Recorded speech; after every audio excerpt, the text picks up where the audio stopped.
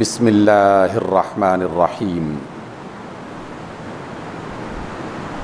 من كان يريد العاجلة عجلنا له فيها ما نشاء لمن نريد ثم جعلنا له جهنم يصلاها مذموما مدحورا ومن أراد الآخرة وسعى لها سعيها وهو مؤمن فأولئك كان سعيهم مشكورا كلا نمد هؤلاء وهؤلاء من عطاء ربك وما كان عطاء ربك محظورا صدق اللہ مولانا العظیم۔ سب تعریف اللہ رب العزت کے لیے جو کائنات کو بنانے والا اور کائنات کے نظام کو چلانے والا ہے۔ ہم اس بات کا مشاہدہ ہر روز کرتے رہتے ہیں۔ موسموں کی تبدیلی، ہواؤں اور بادلوں پر اللہ رب العزت کا جو اقتدار ہے،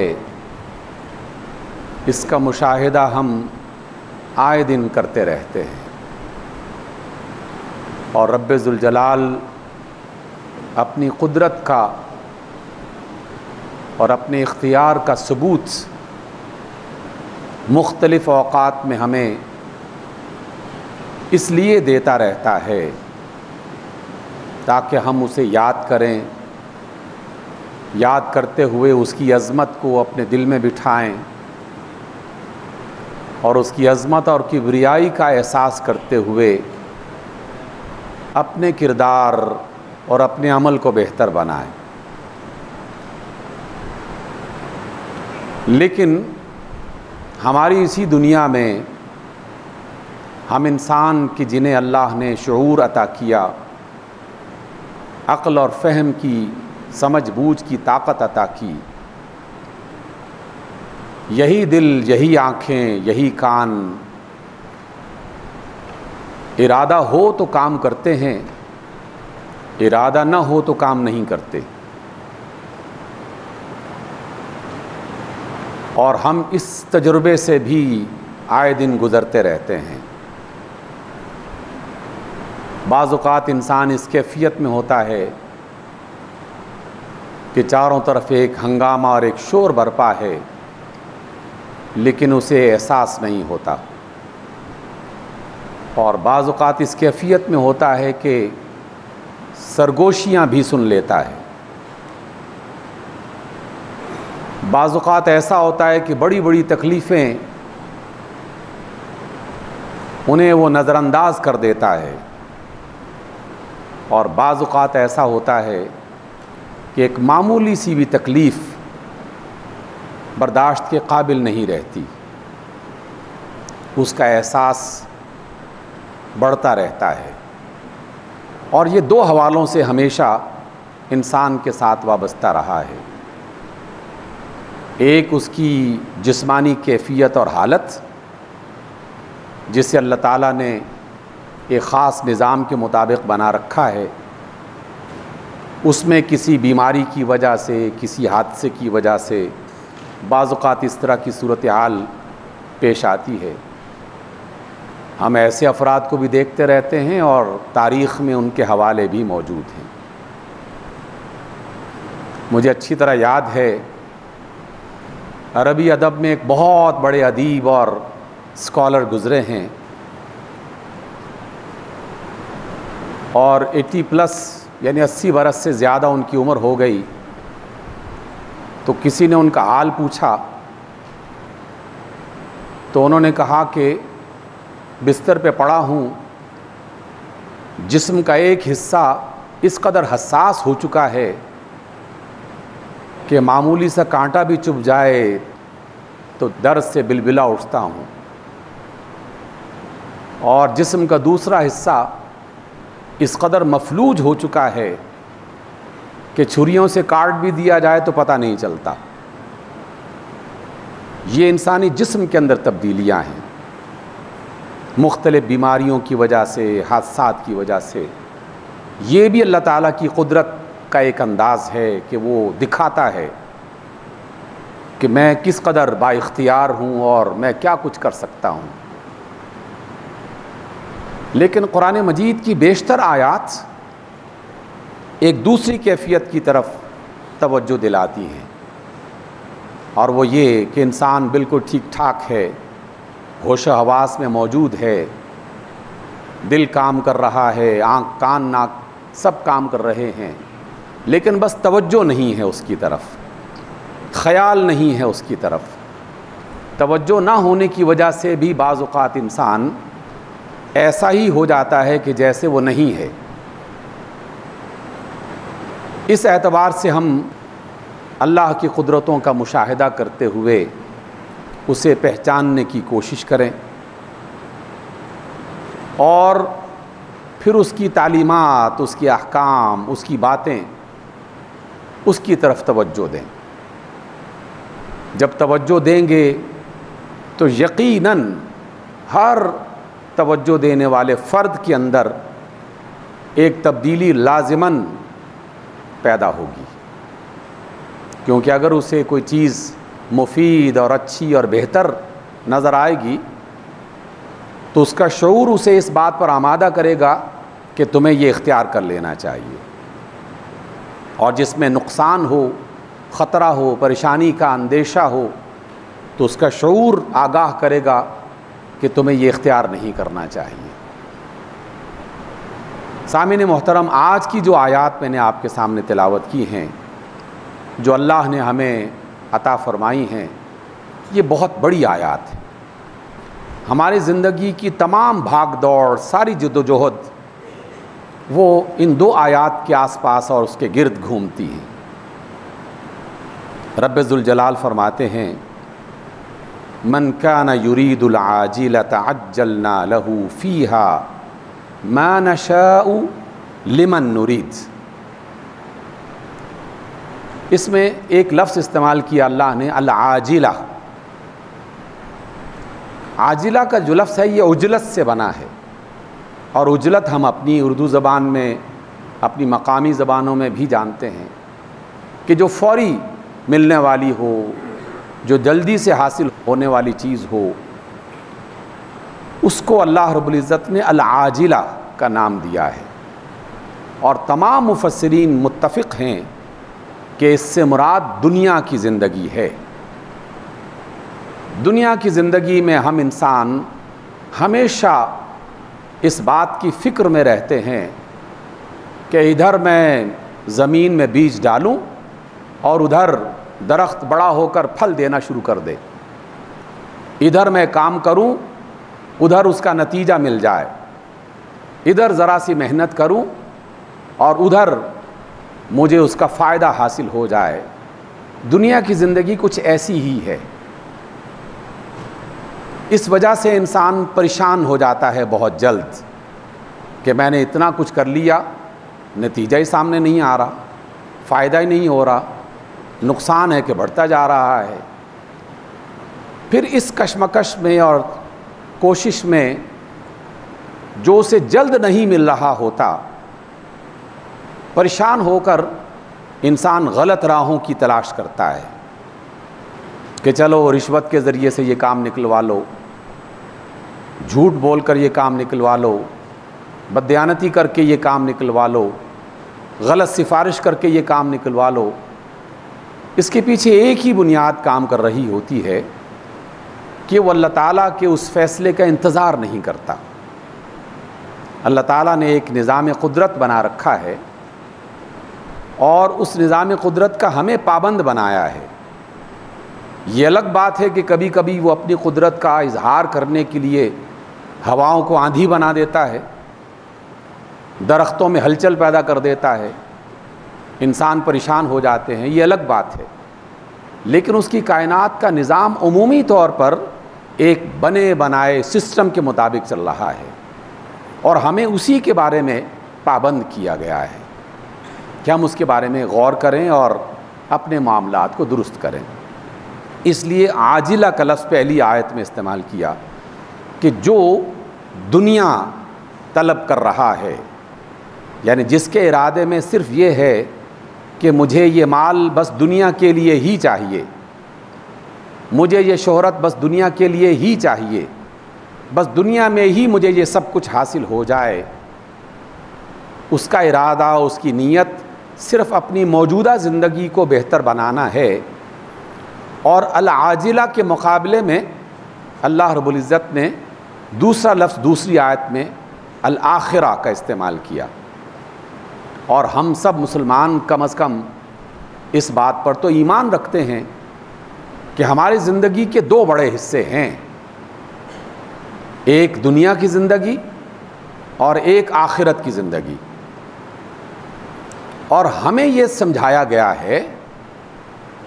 کہ میں تمہارا رب ہوں، میں نے تمہیں تخلیق کیا ہے، میں نے تمہیں زمین پر بھیجا ہے، زمین پر تمہاری تمام بنیادی ضرورتوں کا اہتمام کر رکھا ہے،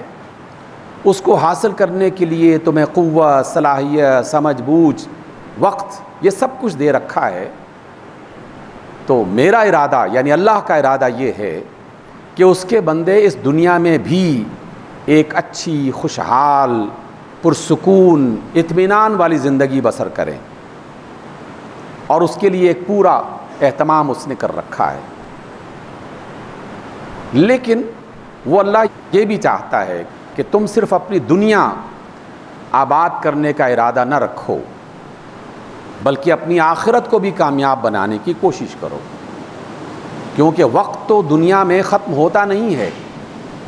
یہ صرف منتقل ہوتا ہے، ہم ایک دوسرے وقت میں داخل ہو جاتے ہیں۔ اور اس کی وضاحت میں بارہا آپ کے سامنے رکھ چکا کہ جب بھی کوئی بندہ فوت ہوتا ہے تو ہم اس کے لیے بالکل صحیح لفظ استعمال کرتے ہیں کہ اس کا انتقال ہو گیا ہے، یعنی وہ اس دنیا سے دوسری دنیا میں شفٹ ہو گیا ہے،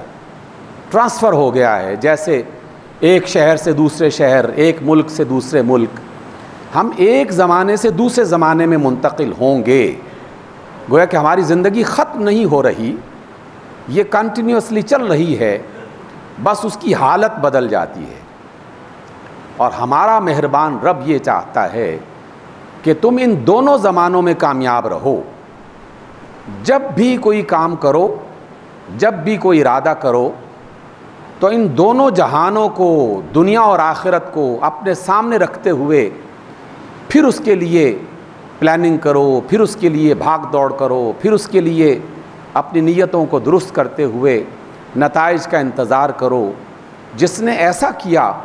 تو وہ اصل کامیاب ہوگا۔ لیکن دنیا میں کروڑ ہا کروڑ انسان ایسے ہیں، اور ہم میں سے بھی بے شمار لوگ بعض اوقات اسی مرض میں مبتلا ہو جاتے ہیں کہ بس دنیا میں سب کچھ مل جائے، آخرت جب آئے گی تو دیکھی جائے گی۔ اور یہ ہمارے محاوروں میں شامل ہو گیا، ہمارے ہاں گیت گانوں میں شامل کر دیا گیا کہ بس یہی دنیا کی زندگی ہے، اس کے بعد کوئی اور آنے والی زندگی نہیں ہے۔ جبکہ اللہ بارہا مسلسل تمام انبیاء کے ذریعے سے، تمام کتابوں کے ذریعے سے یہ بتا رہا ہے کہ جناب صرف یہ زندگی نہیں ہے، اس کے بعد بھی ایک اور زندگی ہے، اور تمہیں وہاں منتقل ہو جانا ہے۔ کتنا نادان ہوگا وہ شخص کہ جو اسلام آباد میں رہتے ہوئے یہاں کچھ سہولتیں اکٹھی کر رہا ہو، اور اسے یہ کنفرم پتہ ہو، بالکل یقینی انداز میں خبر ہو کہ 5 سال کے بعد اس کی ٹرانسفر کراچی میں ہو جائے گی، اور وہ کراچی میں اپنی سہولت کے لیے کوئی بندوبست نہ کرے۔ ہر ایک انسان جس کو یہ پتہ ہوتا ہے کہ میں نے 5 سال کے بعد وہاں منتقل ہونا ہے، اس کے لیے کچھ نہ کچھ وہ تیاری لازماً کرتا ہے، کچھ نہ کچھ پیسے جوڑ کے رکھتا ہے، وہ دوستوں سے رابطہ کرتا ہے، وہاں کے حالات کی خبر لیتا ہے، وہاں کون سی چیزیں میری ضرورت بنے گی اس کا اندازہ لگاتا ہے۔ ہم دنیا میں ایسا کرتے رہتے ہیں۔ عجیب بات ہے کہ ایک شہر سے دوسرے شہر میں انتقال کرنے کے لیے تو ساری جدوجہد اور ساری توجہ، لیکن وہاں اس شہر میں منتقل ہونا ہے یا نہیں ہونا یہ یقینی نہیں ہے. ہمارا خیال ہے کہ ہم نے لازماً منتقل ہونا ہے، لیکن ایسا ہوتا نہیں ہے ہمیشہ. لیکن آخرت میں منتقل ہونا ہے یہ تو لازماً ہوگا، اس میں تو کوئی شک و شبہ کی گنجائش ہی نہیں ہے. اس لیے ہمارا رب کیا کرتا ہے اور ہمیں کیا تعلیم دے رہا ہے؟ اللہ تعالیٰ فرماتے ہیں کہ بس اپنے ارادے اور اپنی نیتیں ٹھیک کر لو. جس نے اپنی نیت کو ٹھیک کر لیا تو خود بخود اس کے معاملات اسی کے مطابق سدھرنے شروع ہو جائیں گے، بہتر ہونا شروع ہو جائیں گے. جس نے نیت ہی دوسری بنا رکھی ہے اس کا طرز عمل کچھ اور ہوگا، اور اللہ تعالیٰ کا بھی اس کے ساتھ برتاؤ کچھ اور ہوگا. یہ بتایا جا رہا ہے آج کی آیات میں. ہم اس کو دوبارہ سے پڑھتے ہیں. اللہ فرماتے ہیں من کان یرید العاجلۃ، جو شخص صرف دنیا چاہتا ہے، عجلنا لہ فیہا، ہم اسے دنیا دے دیتے ہیں، ما نشاء، جتنی ہم چاہتے ہیں، لمن نرید، جس کو ہم چاہتے ہیں. جملے قابل غور ہیں. اللہ نے یہ نہیں کہا کہ جو طلب کرتا ہے ہم اسے دے دیتے ہیں. اللہ نے فرمایا کہ اس نے بہت کچھ طلب کیا دنیا میں، ہم پھر جس کو جتنا چاہتے ہیں دے دیتے ہیں. یہ ہماری اپنی مرضی ہے، ہماری اپنی حکمت ہے. کسی کو زیادہ دے کر اس کی آزمائش کر دی، کسی کو کم کر کے آزمائش کر دی. لیکن اس کی طلب کے مطابق دنیا میں وہ جو مانگ رہا ہے ہم جسے چاہتے ہیں جتنا چاہتے ہیں اسے عطا کر دیتے ہیں. ثم جعلنا لہ جہنم یصلاھا، لیکن آخرت کے حوالے سے اس کے بارے میں ہم فیصلہ یہ کرتے ہیں کہ اس شخص نے آخرت میں کامیاب ہونا چاہا ہی نہیں تھا، اس نے ارادہ ہی نہیں کیا تھا، تو اب آخرت میں اس کا کوئی حصہ نہیں ہے. اب یہ آخرت میں ناکام لوگوں میں شامل ہوگا. آخرت میں اللہ تعالیٰ کی پکڑ اور اس کے عذاب کا شکار ہوگا، کیونکہ اس رب نے تو بار بار یہ سکھایا کہ تم دنیا اور آخرت دونوں میں کامیابی چاہو، دونوں میں اپنی بھلائی کے بارے میں سوچو، دونوں کی خیر مانگو، دونوں کی اچھائی طلب کرو. لیکن اس شخص نے دنیا کی زندگی میں میری اس بات کو نظر انداز کر دیا، فراموش کر دیا اور کہا کہ ہمیں آخرت نہیں چاہیے، دیکھی جائے گی جب آخرت ہوگی، اگر ہونا بھی ہوگا وہاں پر زندہ بھی ہو گئے تو تب بھی ہم وہاں پر عیش کریں گے، جیسے کہ مکہ کے سردار کہا کرتے تھے. کبھی کبھار وہ مسلمانوں کے سامنے آتے اور بلال حبشی اور صہیب رومی اور سلمان فارسی جیسے غریب، عبداللہ ابن مسعود جیسے غریب مسلمانوں کے پاس آتے اور انہیں آ کے یہ بہکانے کی کوشش کرتے کہ بھئی آخرت و آخرت کچھ نہیں ہے، کن چکروں میں پڑے ہوئے ہو، بس دنیا میں عیش کرو. اول تو آخرت ہوگی نہیں، اور اگر ہوگی تو ہم سردار جس طرح یہاں عیش کر رہے ہیں وہاں بھی عیش ہی کریں گے، وہاں بھی نعمتیں ہمیں ہی ملیں گی. تو اللہ نے ان کے بارے میں یہ فرمایا کہ جو صرف دنیا کو بہتر بنانا چاہتے ہیں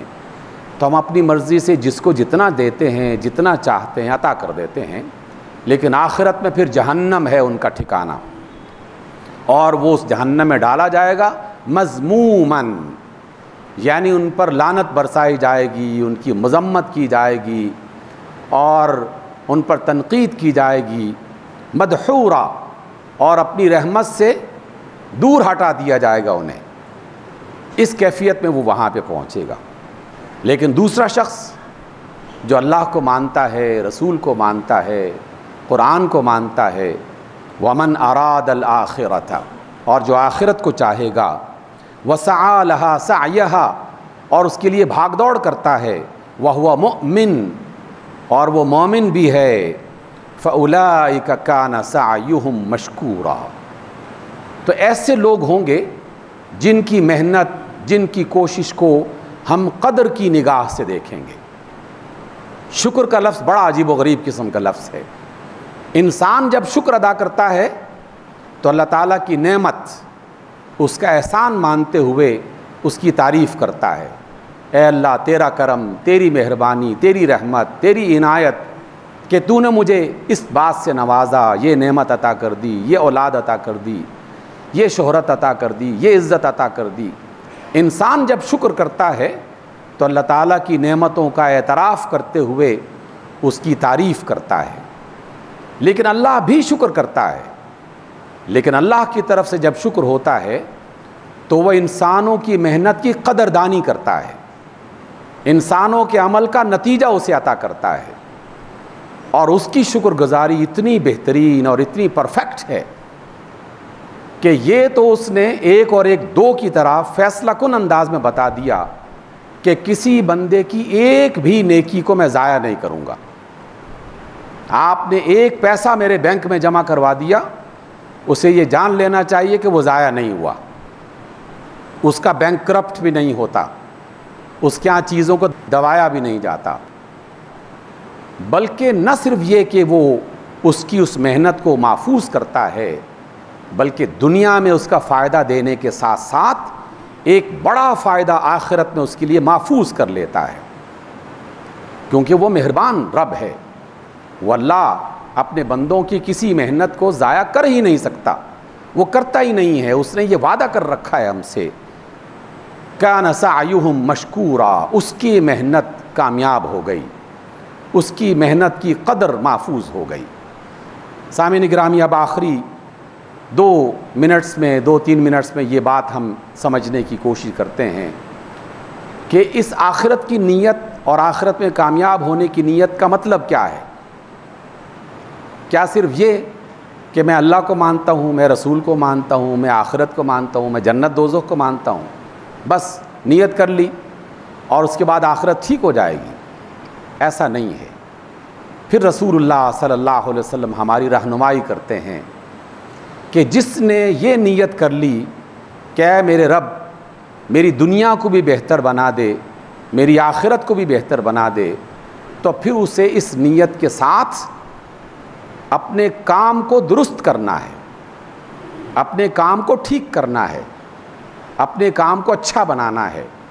اس میں امانت ہوگی، اس میں مہارت ہوگی، اس میں خوبصورتی ہوگی، اور اس میں پوری محنت اور جدوجہد ہوگی۔ مثال اس دنیا میں بے شمار شعبوں کے حوالے سے ہم سوچ سکتے ہیں، بے شمار مثالیں آس پاس موجود ہیں، لیکن کسی بھی مثال کو سامنے رکھتے ہوئے اس بات کو سمجھا جا سکتا ہے۔ مثلا میں ایک ملازم ہوں، ایک دفتر میں کام کرتا ہوں، نیت میں نے یہ کی اپنے رب سے کہ اللہ میری دنیا کو بھی اچھا بنا دے، میری آخرت کو بھی اچھا بنا دے۔ اب میں کسی بھی دوسرے فرد کی طرح دفتر میں جاؤں گا اپنے وقت پہ، اسی طرح فائلیں دیکھوں گا، اسی طرح کیسز پڑھوں گا، لیکن میرا رویہ اور ایک اللہ کو نہ ماننے والا اور آخرت پر یقین نہ رکھنے والا، دونوں کا رویہ مختلف ہوگا۔ جو آخرت پر یقین رکھتا ہے وہ بار بار یہ سوچے گا کہ اگر میں نے ذرا سی رشوت لے لی تو دنیا کا فائدہ تو مل جائے گا لیکن آخرت برباد ہو جائے گی۔ کوئی میکینک ہے، آپ اپنی گاڑی اس کے پاس لے کے گئے اور وہ اپنے رب سے یہ کہتا ہے کہ اے میرے رب، جو تو نے مجھے مہارت اور ہنر دے رکھا ہے، میں اس سے رزق حلال کمانا چاہتا ہوں، دنیا میں بھی خوش ہونا چاہتا ہوں اور آخرت میں بھی کامیاب ہونا چاہتا ہوں۔ پھر وہ پوری دیانت کے ساتھ اس کام کو کرے گا، اور اس گاڑی کے مالک کو، اس مکان کے مالک کو یہ پرواہ نہیں ہوگی کہ اب میں مسلسل اس کی نگرانی کروں گا تو پھر یہ کام ٹھیک کرے گا۔ یہ خدشہ نہیں ہوگا کہ کہیں یہ اس میں سے گھپلا نہ کر لے، کوئی پرزہ نہ بدل دے، کوئی کام خراب نہ کر دے، اس لیے کہ اس نے تو اپنے اللہ سے یہ وعدہ کر رکھا ہے کہ اے اللہ میں دنیا اور آخرت دونوں میں کامیاب ہونا چاہتا ہوں۔ سامعین گرامی، آخری بات اس حوالے سے کہ ہم تو اللہ کو ماننے والے ہیں، ہمارا تو آخرت پر یقین ہے۔ جاپان کے لوگوں کو تو نہ آخرت پر یقین ہے نہ خدا پر یقین ہے، وہ تو خدا کو مانتے ہی نہیں ہیں، اور آخرت کے بارے میں تصور ہی نہیں ہے کہ ہم مرنے کے بعد دوبارہ زندہ کیے جائیں گے، ہم سے پوچھا جائے گا۔ لیکن محض حکومت کے بنائے ہوئے ایک نظام کے مطابق ان کے دماغوں میں، ان کے دلوں میں یہ بات ڈال دی گئی کہ تم جاپانی ہو، اور جاپان میں رہنے والا شخص وہ پوری دیانت کے ساتھ اپنا کام کرے گا۔ آپ ان سے گاڑی خریدیں گے تو آپ کو یہ خدشہ قطعاً نہیں ہوگا کسی وہم و گمان میں بھی نہیں آئے گا کہ اس نے میرے ساتھ فراڈ کیا ہوگا، حالانکہ وہ اللہ کو نہیں مانتا، حالانکہ وہ آخرت کو نہیں مانتا۔ اس کا مطلب کیا ہے؟ اس کا مطلب یہ ہے کہ ہمیں تو ان سے بھی زیادہ بہتر ہونا چاہیے تھا۔ ہم تو اللہ کو مانتے ہیں، ہم تو اللہ سے آخرت کی کامیابی کی امید رکھتے ہیں، ہمیں تو یہ کام کرنا چاہیے۔ جس شخص نے بھی اپنا کاروبار، اپنا ہنر، اپنی صلاحیت اللہ کو سامنے حاضر اور ناظر رکھتے ہوئے، سمجھتے ہوئے دیانت کے ساتھ کیا، تو اللہ کا وعدہ ہے کہ میں اس کے کام کی قدر کروں گا، اور قدر کے نتیجے میں اس کی دنیا کو بھی بہتر بناؤں گا اور اس کی آخرت کو بھی بہتر بناؤں گا۔ اب آپ میں سے ہر ایک شخص اپنے اپنی جاب، اپنے اپنے ہنر، اپنے اپنے کام کے بارے میں سوچے اور دنیا اور آخرت میں کامیابی کی نیت اس کو تازہ کرے، اور پھر غور کرے کہ میں اپنے اس کام میں رہتے ہوئے اس کو بہتر کیسے بنا سکتا ہوں تاکہ دنیا میں میں ایک کامیاب فرد بن کے رہوں اور آخرت بھی میری برباد نہ ہو۔ یہ ہمیں سوچنا ہے۔ آپ سوچیے، اور اگلی ملاقات تک انشاءاللہ میں بھی آپ کے ساتھ سوچتا ہوں اور کچھ مزید باتیں اس حوالے سے رسول اللہ صلی اللہ علیہ وسلم نے جو ہمیں سکھائی ہیں ان کو سمجھنے کی کوشش کریں گے۔ اللہ تعالیٰ مجھے بھی شعور اور عمل کی توفیق عطا فرمائے، اور آپ کو بھی۔ اقول قولی ھذا واستغفر اللہ لی ولکم۔